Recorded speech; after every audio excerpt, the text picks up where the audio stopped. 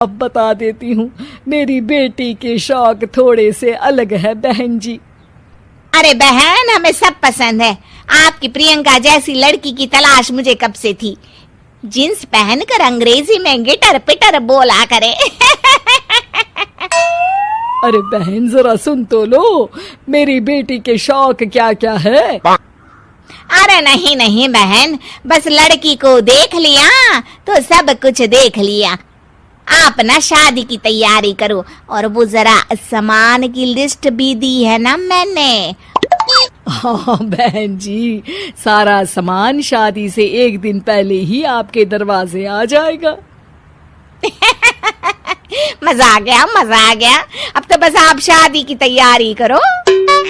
प्रियंका के माता पिता के जाने के बाद कंचन का पति उससे कहता है, अरे भाग्यवान, तुम तो कुछ ज्यादा ही जल्दी दिखा रही थी शादी की।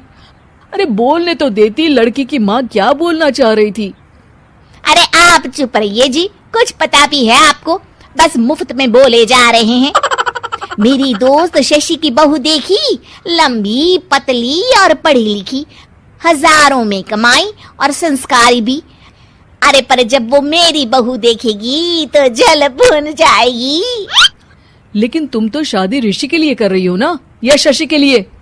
तुम्हारा लड़का कुछ कमाता भी नहीं है और शरीर भी भगवान की दुआ से फूलता ही जा रहा है। फिर बोले आप हैं? फिर बोले आप? मैंने कहा ना, प्रियंका जैसी जींस पहनकर अंग्रेजी झाड़ने वाली बहू किस्मत वालों को ही मिलती है। चुप रहिए आप। पति के लाख कहने पर भी कंचन ऋषि की शादी प्रियंका से करवा देती है। लेकिन प्रियंका जैसे ही घर में आती है, वैसे ही जोर जोर से चिल्लाकर नाचने लगती है। आज मेरे यार की शादी है, आज मेरे यार की शादी है। अरे नाचो मां नाचो। आज मेरे यार की शादी है। कंचन, उसका पति और ऋषि ये देखकर हैरान रह जाते हैं।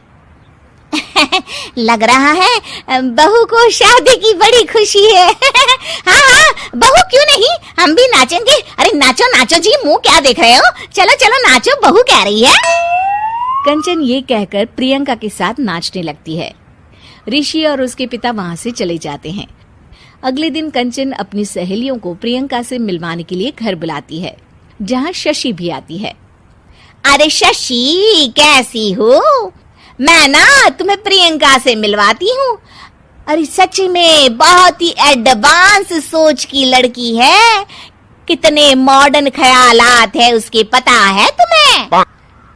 अरे हाँ कंचन, जरूर। बच्चों की शादी अच्छी ही होनी चाहिए। और वैसे भी तुझे तो शुरू से ही ऊंचे ख्याल की बहू चाहिए थी। तभी कंचन की सहेली कहती है, अरे कंचन, बुलाओ ना प्रियंका को, हम भी मिल ले। अरे बहू प्रियंका, जरा बाहर तो आना।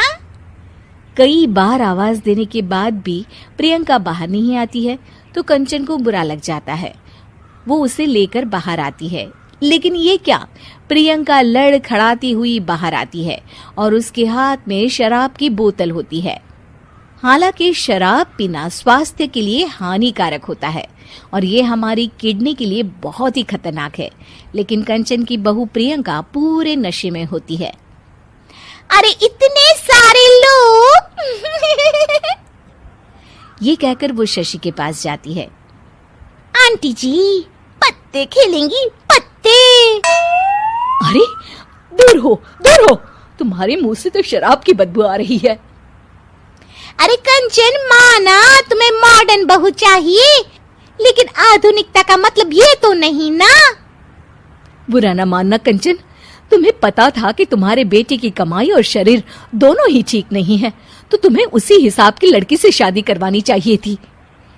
ऐसा कहकर सभी औरतें वहां से चली जाती है। तभी प्रियंका की माँ कंचन के घर आती है। अरे बहन जी, बड़ी चालाक निकली आप तो। बिना बताए अपनी पियक्कड़ बेटी मेरे लायक बेटे के गले में बांध दी। आय हाय, बड़ी आई बिना बताए। उस दिन जब मैं ये बात बता रही थी तो तुम तो सुनने को भी तैयार नहीं थी।